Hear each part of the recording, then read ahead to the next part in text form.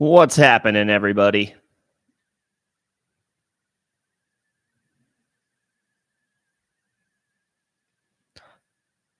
Trying to keep a little bit of momentum going. Hell now with you guys yesterday. Back today for a little bit more just general conversation.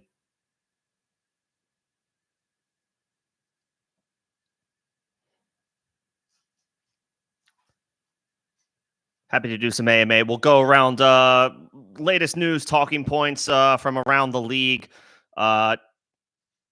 Obviously, we're in a bit of the doldrums right now. As far as news and notes with this gap between kind of voluntary practices before training camp.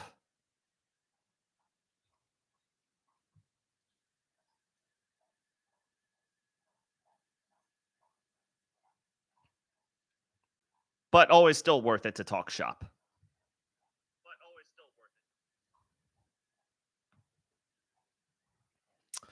For anybody who caught my stream yesterday, I did do a best ball. You can check that out on the channel. Some of the bigger names I ended up with: CeeDee Lamb, Mike Evans, Devon Achane, Travis Etienne, Patrick Mahomes. Those were my top 5 picks. Like I mentioned yesterday, the strategy changes a little bit between best ball and redraft. Today can be a little bit more about redraft. I think that's what folks are more likely to be privy to, paying attention to, but we can get into specifics if anybody cares to. One quick note as we move closer to the season. Some changes, some member perk changes for live streams throughout the rest of the season. Made a couple changes to that today. For just 99 cents a month, you can anybody can of course watch the streams, but you can engage with the streams for 99 cents a month. The $2.99 level will get you scheduled one-on-one time with me, whether it's your dynasty team, your redraft team, anything that you're looking for advice for over the course of the season. That would be the next level. And then the final level, which is $4.99 a month. We need a minimum of 10 members. I think we have 8 now. Of course, it has to be at the all-pro level. But if we get 10 all-pro members, we can officially start Facemask member fantasy leagues. We had those a couple of years ago. They had to go on hiatus last year. We just didn't have the numbers, which is perfectly fine. But if we get folks at that level, I will commission a Facemask league. You can test your mettle against me, other all-pro members of the channel. Can sort out a prize of some sort for the winner at another time.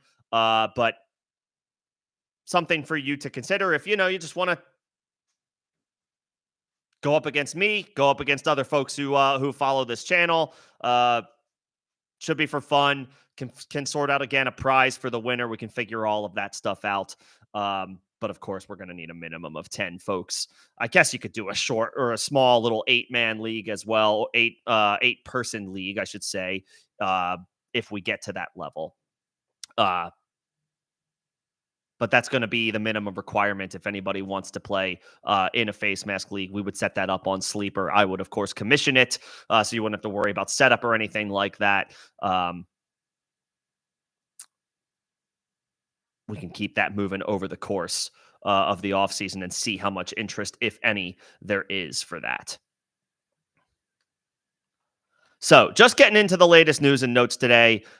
If there are any members, again, only 99 cents a month to access the member chats moving forward over the course of the season. I can, of course, still take questions in the form of comments and whatnot. I might not see it as quickly, but that's just a change, a different perk that I have available starting this year as we move into the 2024 season. So again, just going down the wire, giving some thoughts about the latest news and notes. Can dip into strategy a little bit as things are starting to take shape. ADP is pretty much we have some form of establishment at this point of the offseason. Guys that I like at cost, guys that I don't like as much at their current cost. And then, of course, any general questions that any members may have. Again, that is a new perk. That is a new feature for the channel this offseason. Just 99 cents a month. Obviously, only if you feel comfortable doing so. But it is a way to get direct engagement with not just me, but other members of the channel. So we'll kick things off as folks are coming in. Appreciate everybody coming in and hanging out. Again, if you have anything specific you want me to talk about, you just let me know. We'll start with one of the big surprises, who is now a pretty much first-round pick in all formats, whether it's redraft or, depending on the dynasty format you play, he's a first-round pick in dynasty startups as well. The vibes are very strong with Puka Nacua right now. All indications, all reports, this dropped yesterday, is that Puka has been working out with Cooper Kupp throughout the duration of the offseason, and looks like Cooper Kupp, for lack of a better, analysis, so to speak. Generally speaking, rookies are going to go through some kind of transition from year 1 to year 2, and young players even from year 2 to year 3. Maybe they don't necessarily start off on the strongest foot year 1. Puka obviously did. But year 1 to year 2 changes, year 2 to year 3 changes. These are the types of tidbits, pieces of information that you're looking for when it comes to young players, and the vibes are incredibly strong with Puka. Drafters are already, selecting him as if he's the Rams wide receiver 1, well over Cooper Kupp. Kupp is more of a third-round pick this year, as opposed to being a slam dunk first-round pick over the past 3 or 4 seasons. Dating back to his record-breaking 2022 season. 2021 season, I think, was his record-breaking season. So for the past couple of years, Kupp has been a slam dunk top 5 pick. Now it's Puka, who is more of a 10th, 11th, 12th overall selection in one quarterback leagues. Lots of confidence in Puka after flying completely, not even under the radar. He was off the radar coming into draft season last year. Was a trendy waiver wire ad immediately following week 1. He had a 15-catch output week 1. That was when Cooper Kupp had picked up the injury and missed the start of the season, missed the first 4 weeks of the season. But Puka stepped right in, put up big numbers right away, and continued to put up strong numbers even when Kupp ended up back in the lineup. Now there's, according to ESPN sources who talked to the receivers coach Eric Yarber directly, he's gained lean muscle, working directly with Cooper Kupp. Better body control is the indication here. He is firmly a top 12 selection. Maybe not in standard leagues, but in half and full PPR. That's the type of guy that you want to, that you can and should be able to easily target if you have one of the latter 3 picks in the first round. Maybe even if you're lucky, depending on, again, the format, he could be an early second-round pick, at which point he's an obvious slam dunk. Everything Puka did last year should indicate that, while we don't expect him to break records every year, it wasn't a fluke season for him. Puka is just good. I mean, the draft pundits just missed on him. Hell, the NFL missed on him too. He went in the 5th round. Will he catch 100 balls every season? Probably not. That's a little unrealistic.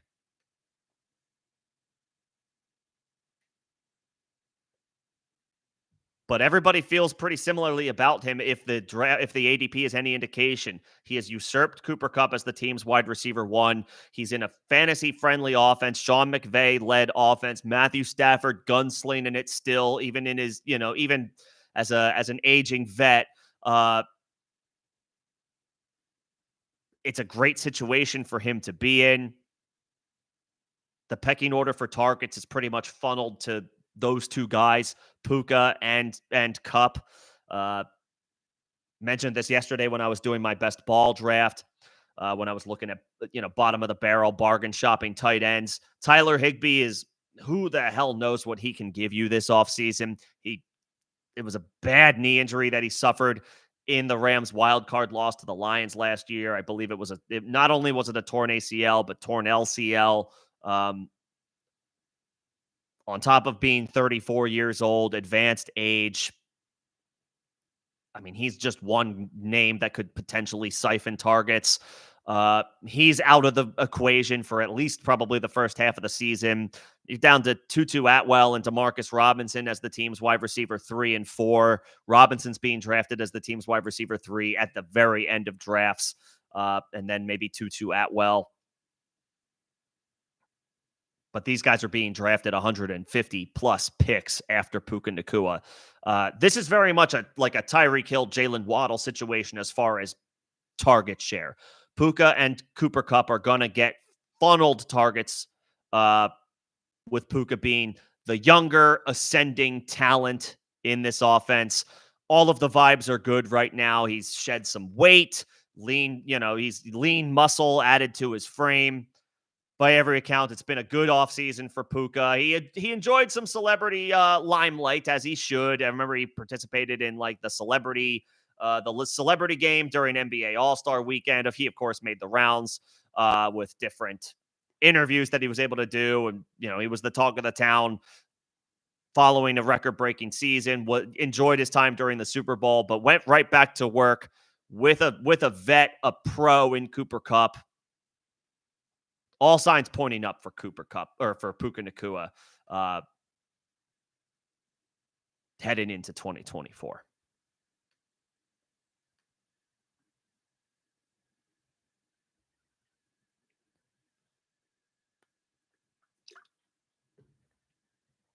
The Bears' first round pick, 9th overall selection, Rome Odunze. Also, making headway, making rounds, making the waves during the Bears offseason program. Said the Bears' first round pick. They had 2 of them. They had Caleb, who was 1st overall, and Rome Odunze, 9th overall. Obviously, the expectations are what they are when you're the 1st overall selection in the draft. Caleb Williams is already named the starter. Not really the guy that I'm focusing on here. The tidbit has been more on Odunze. The vibes are good. Behind Keenan Allen and DJ Moore, maybe it's more DJ Moore and Keenan Allen if you want to get technical with what the pecking order is going to look like for the Bears depth chart. But anymore, a team's 3rd wide receiver is a default pseudo starter at the rate that NFL offenses throw the ball. So if Odunze is already cracking that rotation, I mean, he brings value as a guy who's getting drafted in the 6th or 7th round. I got to double check his ADP, at least on Underdog Fantasy. And on top of that, it's looking like he could outright win the job as the team's punt returner. So if your league offers any type of boost, statistic, whatever have you, for punts, outside of, a default scoring is 6 points for any touchdown scored. That includes kickoff or punt returns. But if you get return yardage, if you get punt return yardage, I mean, Rome Odunze needs to be, as it looks, bumped up your rankings a little bit. I think he's like a 6th or 7th round pick right now on Underdog Fantasy. I'm checking that out right now.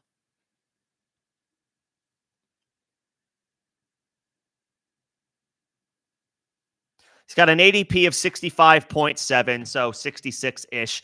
That's the 6th round that's comfortably like the middle of the 6th round in 12-team formats. Maybe he's a little bit closer to the 6-7 round turn in 10-team formats. So it's not an inexpensive cost investment for a rookie wide receiver who's going to be most likely 3rd on the depth chart most, if not all, of the season.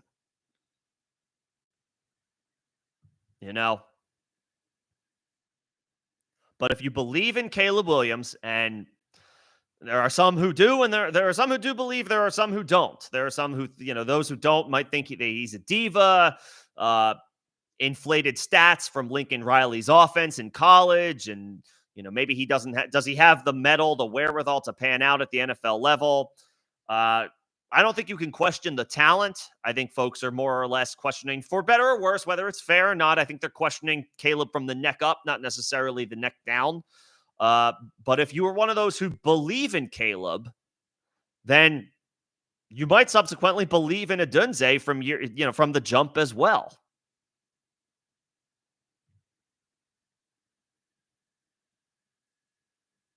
The vibes are good. And again, if your league has any type of points or benefit for return yardage, which some leagues do. I've played in leagues before where you can get 25 yards per 25 yards per return is like 1 point. I play in leagues like that.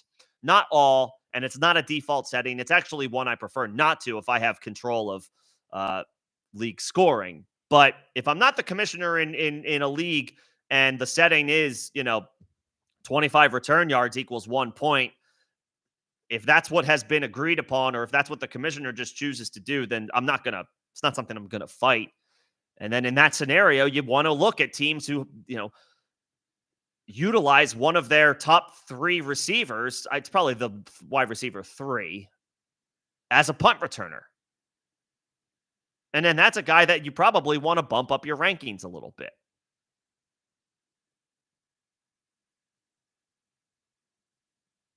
He did pick up, I should mention, he did pick up a hamstring injury at the beginning of the offseason program about a month ago. So something, I guess, to keep an eye on. But it doesn't sound like it's anything serious. Obviously, we are still 2.5 months from the season. So plenty of time for him to address that, deal with that, and get right. Not something we're overly concerned about. Always a soft tissue injury is going to give you some level of pause. It's going to give you something that you have to, want to think about before you actually take the plunge and commit or invest in one of these guys. But it's still early enough in the offseason where maybe we don't necessarily worry about this stuff.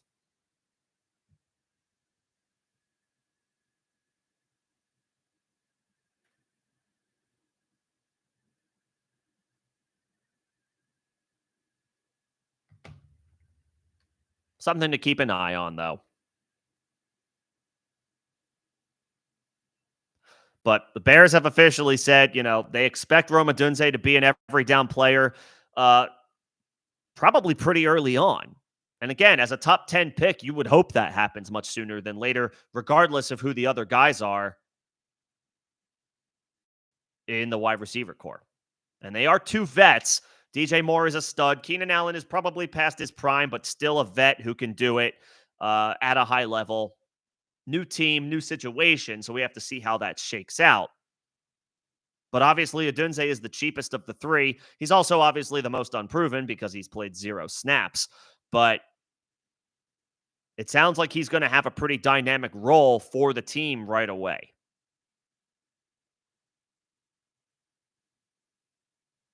And then, of course, he should be a top 7 or 8 pick in Dynasty rookie drafts in the event that those have not happened yet.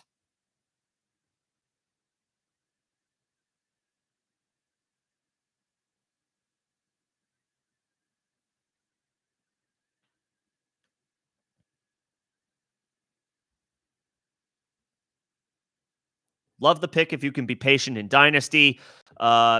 I can't say that I had been going out of my way to target Odunze in the best ball drafts that I have done thus far this year. But being the 9th overall selection and getting praise from the coaching staff with the expectation that he can handle multiple roles, an every down player or maybe close enough to it on offense with the opportunity to win the starting punt returner job right away, there's a lot of value there.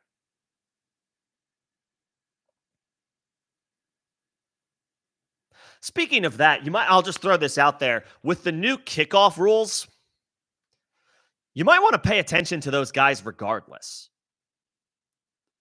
Not just the whoever's going to be the starting punt returner, but whoever the starting kick returner is. The NFL adopted the XFL's rules. I think it's just for one season on kickoffs this year. So the expectation being we're going to see fewer touchbacks. The kicker moves back. I think they were kicking off from their own 35-yard line last year. Now they kick from their own 30-yard line, but they're the only player on the kickoff that lines up at that spot. Everybody else lines up closer to midfield, both the kickoff unit and the return unit. They both line up closer to midfield. The kicker kicks off from the 30, and then the kickoff returner has free reign to regularly make plays with this new rule. So just like a little tidbit there. Don't just look at the starting punt returner. You may want to keep an eye on this year team's starting kick returners as well. Having your scoring have some type of benefit for that obviously helps, but even if it doesn't, we're likely to see more returns in the kickoff game this year than we have over the past couple of years in an attempt to kind of breathe some life and revitalize the kickoff. Because over the past 2 years, it's been nothing other than touchback after touchback. So that should change this year. Something to pay attention to. If there are any fantasy relevant players that are also going to be their team's starting kick returner, I would say it makes more sense to pay attention to that this year than it has in years past.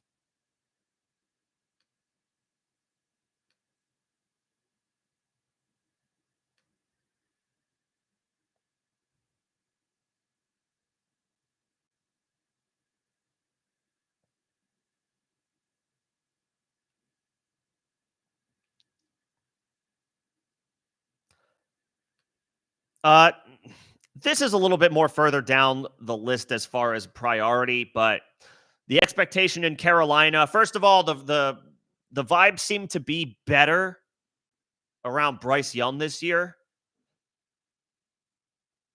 We couldn't have possibly anticipated how horrendous the situation was going to be for the Panthers last year. Nobody was expecting Bryce Young to light the world on fire, especially given the lack of talent that he had around him. But I don't think anybody could have predicted how abysmal that offense ended up being. In year 2, the team, the coaches have been talking him up. He looks like a different player. He looks much better. So that could make Bryce Young an interesting QB2, maybe QB3 option, especially in best ball formats. I would still say he's not on the radar in one quarterback redraft leagues, but we may be able to have some actual expectations for him this year. They got better on offense. They traded for Deontay Johnson. They drafted Xavier Legette. They still have Adam Thielen. And speaking again to Carolina, take it with a grain of salt or whatever you choose to do with it. But the reports are good with Ian Thomas. I know they drafted Jatavian Sanders, but Ian Thomas has reportedly, the quote is he has stolen the spotlight, unquote, end quote, excuse me, during Panthers OTAs and voluntary practices this offseason. He's not really done much of anything to warrant any type of consideration for fantasy relevance, but the Bryce Young vibes appear to be a little bit better this year. Ian Thomas is actually drawing some type of headline. It's more than you can say about what he's done thus far, for whatever that's worth. And then, Deontay Johnson you would think he soaks up another 100-plus targets. It's what he did all throughout his time during Pittsburgh, while he was in Pittsburgh. And, I mean, for the first half of the season last year, Adam Thielen, even in a horrendous, abysmal offense, was a low-end wide receiver 1. At this point in their careers, Deontay Johnson is a better player than Adam Thielen is. So expectations for Bryce Young are a little bit higher, but he doesn't even have to be good. He just has to be average, and he'll be leaps and bounds better than he was last year.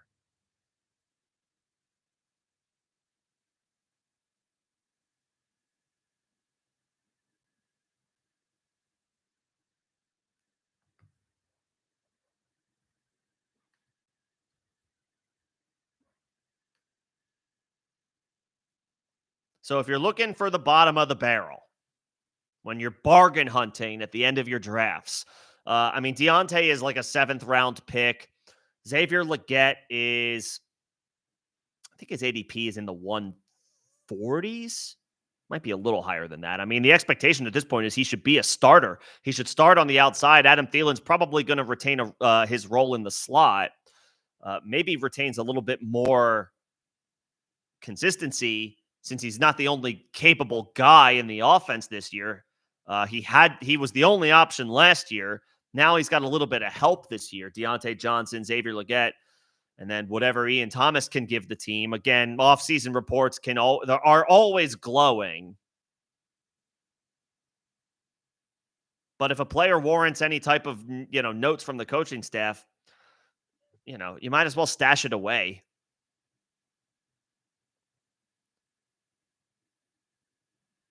Xavier Legette's ADP on Underdog Fantasy, I said the 140s. It's 138, so thereabouts.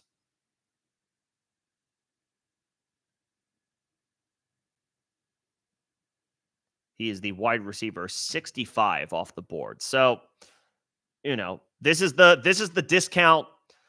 Everybody's probably sleeping on the Carolina Panthers, rightfully so. We're not expecting them to be that much better.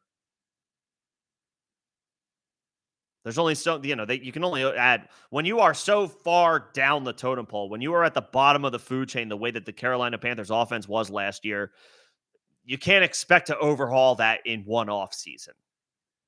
But there's a new head coach who has David Canales has previously led Tampa Bay to, some decent offensive seasons. So that offers a little bit of hope for Deontay and for Xavier. And Adam Thielen. We'll throw him in there as well.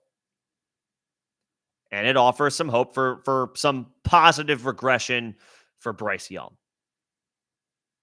I'm still not targeting Ian Thomas, but what the hell? He's stealing the spotlight during Panthers OTAs. So do with that what you will.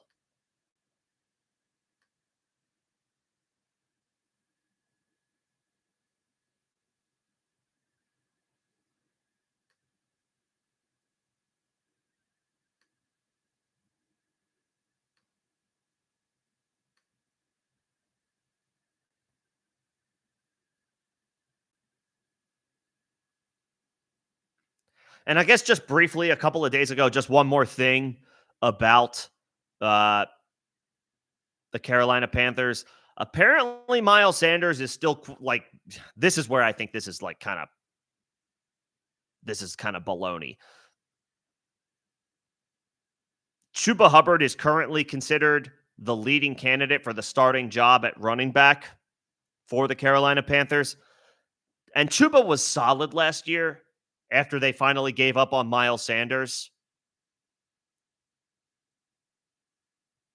But they were the first team in the draft to select a running back this year when they took Jonathan Brooks in the second round. Chuba Hubbard is once again dirt cheap. His ADP is, I think, around 165.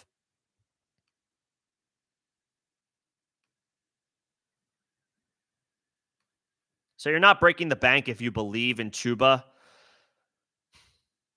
But the guy that I want, even though he's the most expensive back for this team, and it's a very much unproven situation, the guy you wanted, it's got to be Jonathan Brooks. They drafted him in the second round.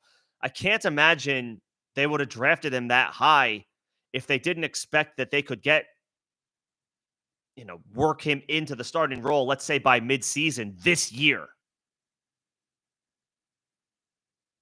His ADP is around 85 in one quarterback league, so bottom of the 7th, top of the 8th round for 12-team leagues, maybe more of a mid to late 8th round pick in 10-team formats. He tore his ACL in November, so that's obviously a concern.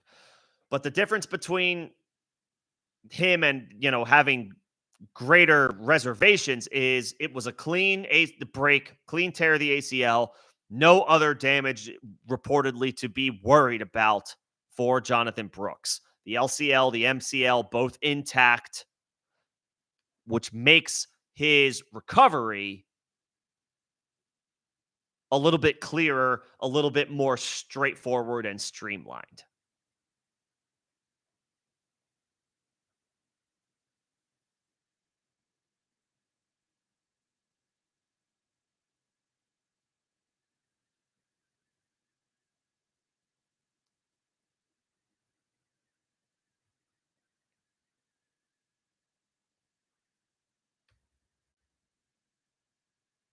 I'm not drafting Jonathan Brooks expecting him to be a guy that I can rely on week 3 or week 4, but week 8, week 9, when we're closer to a full year removed from the injury,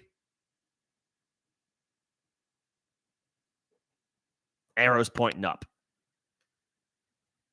Arrows pointing up on Jonathan Brooks. And in turn, I mean, again, all of these pieces, it's not going to take much for the Carolina Panthers to be a lot better than they were last year, since it was one of the worst, especially as far as having the number 1 overall pick in the draft goes, one of the worst offenses we've ever seen.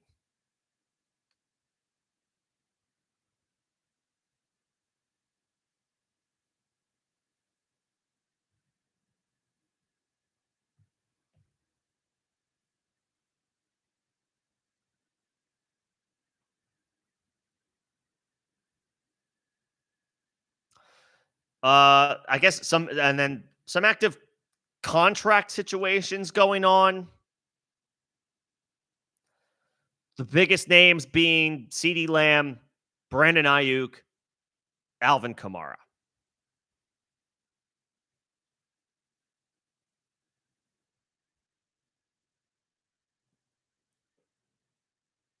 Those are the big names. Looking for an extension from their respective teams.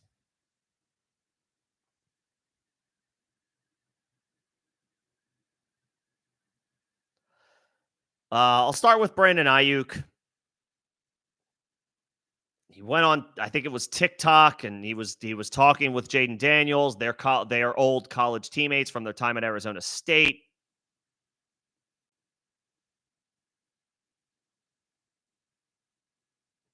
Suggesting that the team doesn't want him.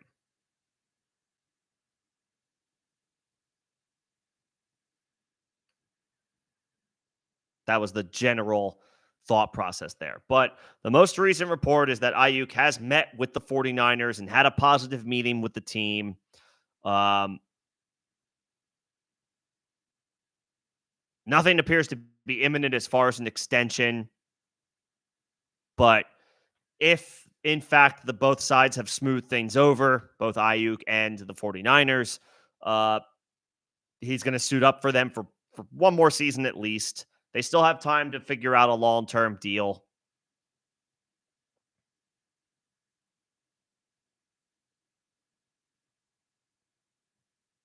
He's in a great offense with Kyle Shanahan. Had a low-end wide receiver 1 season, catching passes from Brock Purdy. You figure that's not going to change. They obviously want him back at the current price. They don't want him back, but they do want him back in general. But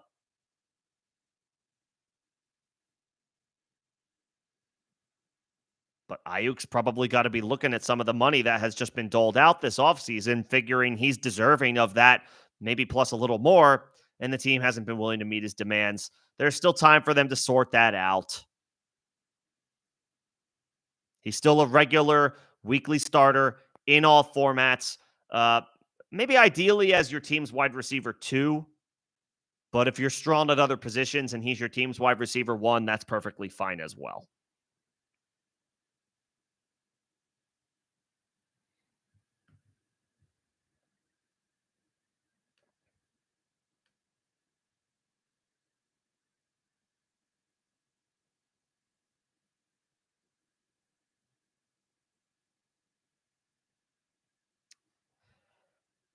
As far as CD, this one is probably a little bit one that's a little bit more likely to monitor.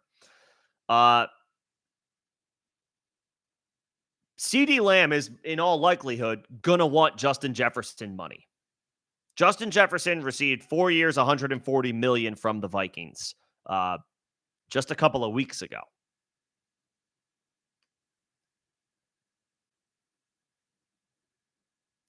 I don't think he's going to settle for much less than that.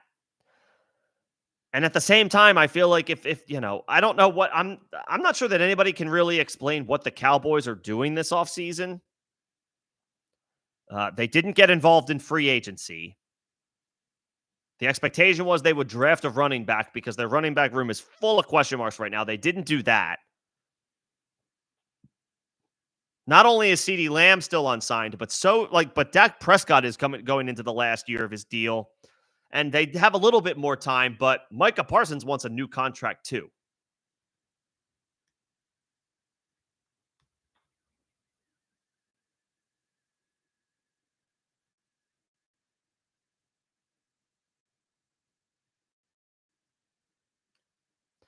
And they're a little strapped for cash at the moment, the Cowboys, but that's not the case in 2025. Again, according to Over the Cap, the Cowboys are expected next year to have top 5 cap space available. So the money is there for them to lock up their stars. But they haven't done it. I guess maybe they want to see more results from the team as a whole and advance further in the playoffs than they have in previous seasons before they dole out the money that will be required of them to keep Dak, to keep CeeDee, to keep Micah Parsons. Maybe that's their thought process. They have nothing to show. They've had great regular seasons for 3 or 4 seasons in a row now, 4 or 5 seasons in a row now, but they've got nothing to show for it in the playoffs.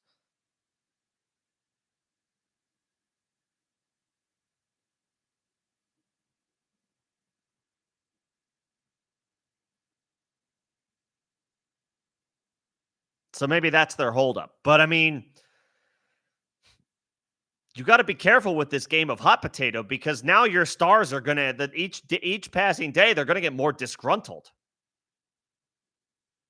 And if the Cowboys, that's the other thing. If the Cowboys are hesitant, they just watched the Jacksonville Jaguars hand out the richest contract in the NFL to Trevor Lawrence, who thus far has not proven he's better than the quarterbacks on that are in that same area as far as getting paid.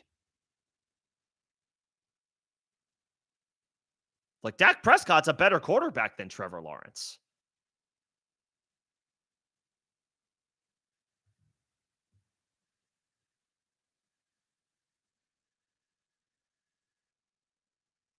And now Lawrence is the highest paid player in the NFL. So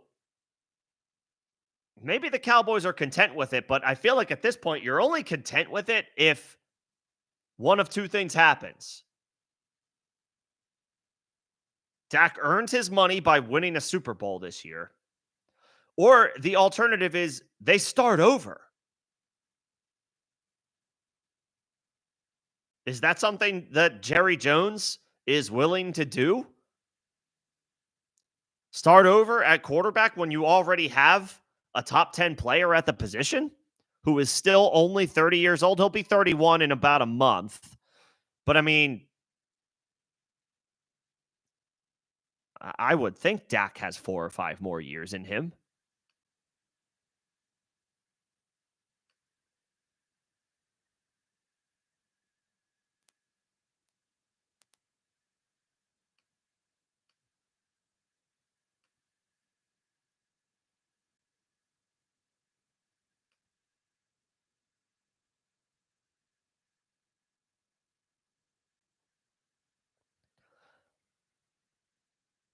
Anyway, to wrap all that up, the latest reports or the latest whispers and rumblings is that CeeDee Lamb could hold out of training camp for the Cowboys.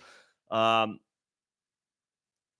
is that type of player where you don't worry about that type of stuff. If he shows up week 1, you are still drafting him first or second overall in your redraft leagues. just depending on the scoring. But that doesn't mean you want bad vibes or negative vibes before the season even starts.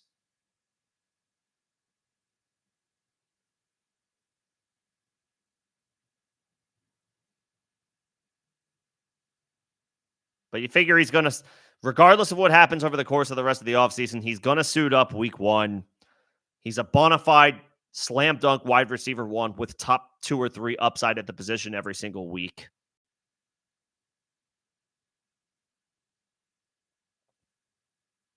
There's no reason to bump him down any rankings as of yet. And I don't know that there's going to be any development that would cause such a thing.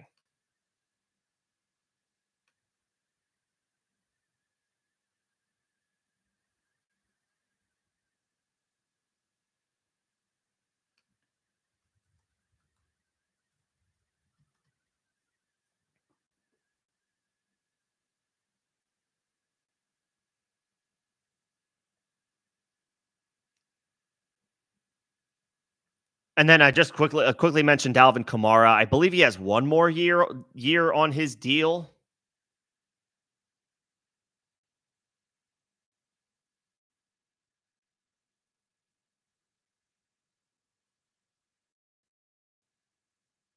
He's entering his age 29 season. So obviously Kamara is long in the tooth at the position, and he's racked up a lot of mileage.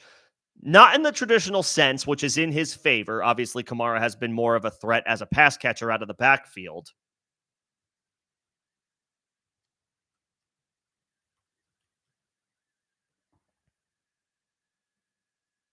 But he's got the vaunted, that 1,800 touch threshold that we have warned about on this channel before. He has reached it. Now, 500 of those touches are receptions. So he hasn't taken the amount of hits, the wear and tear of an 18 touch pure runner, like backfield, like they're just a straight up runner of the football. He hasn't taken that type of pounding. Uh, the 500 catches certainly lessens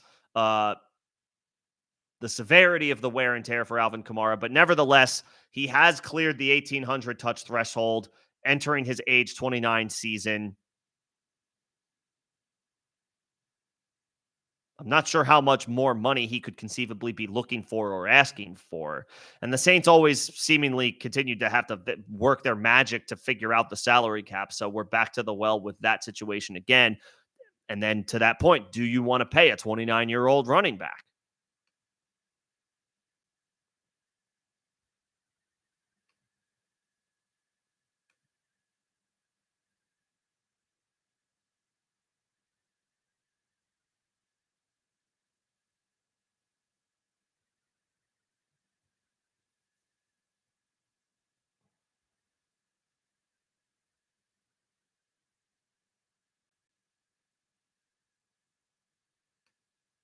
So again, like CD, I'm not knocking Alvin Kamara that far down, if at all, as far as fantasy rankings for the 2024 season. And he's still pretty much at a discount anyway. Um, you can comfortably draft him in the 6th or 7th round, at least of best ball leagues. He's probably the type of guy that will go higher in one quarterback redraft leagues, especially because of the name recognition. I wouldn't be surprised. Maybe, maybe not in standard scoring, but in half and full PPR, I would imagine in redraft leagues, Kamara is closer to a 5th, maybe even 4th round pick. He still had an excellent season last year after the suspension. He had his most catches since the 2020 season. He had 75.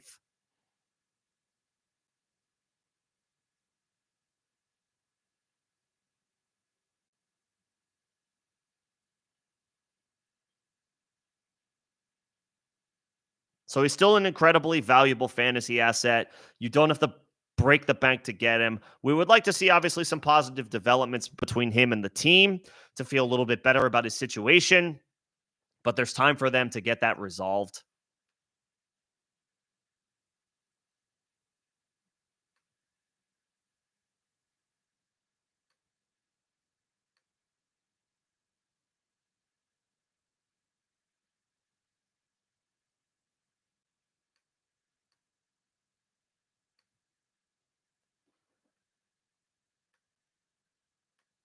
I don't think there's anything to worry about there as of yet.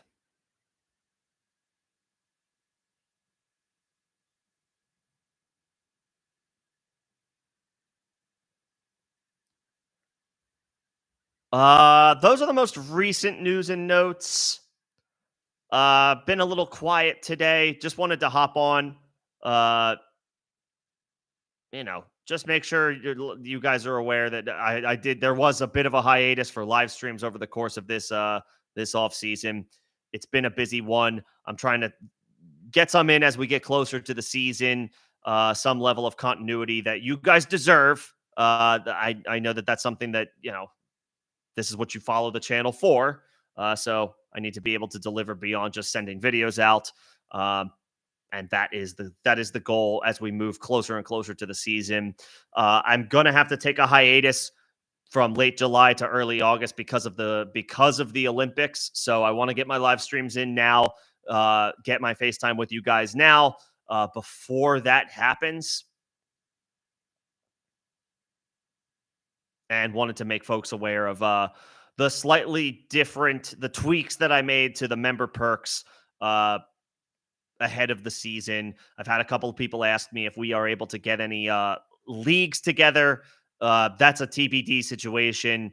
Perhaps some continuity on my part will streamline that a little bit. So, with that said, those are pretty much the news and notes worth discussing for today. We'll be back next week. Talk shop on some rankings, guys I like at cost, guys I'm not as bullish on at cost. We'll get into all of that as we move closer and closer to the season. Again, one more time, 99 cents a month will give you access to the member chats. I think that will help mostly for the start sit streams over the course of the weekends in season. When there's a high influx of questions, and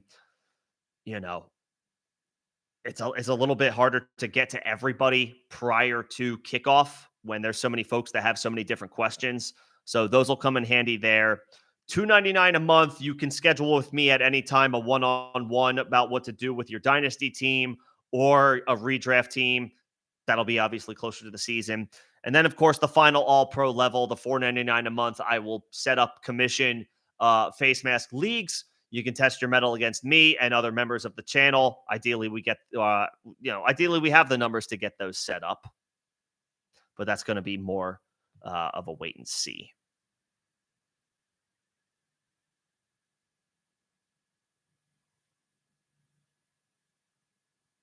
I think that'll do it for today. Appreciate you guys coming in and hanging out. Again, some consistency on my part with these streams is needed. Keep an eye on that over as we enter July over the course of the month of July. Appreciate you guys as always. Thanks for listening. Thanks for taking the time. I'll see you guys next week. Thanks, everybody.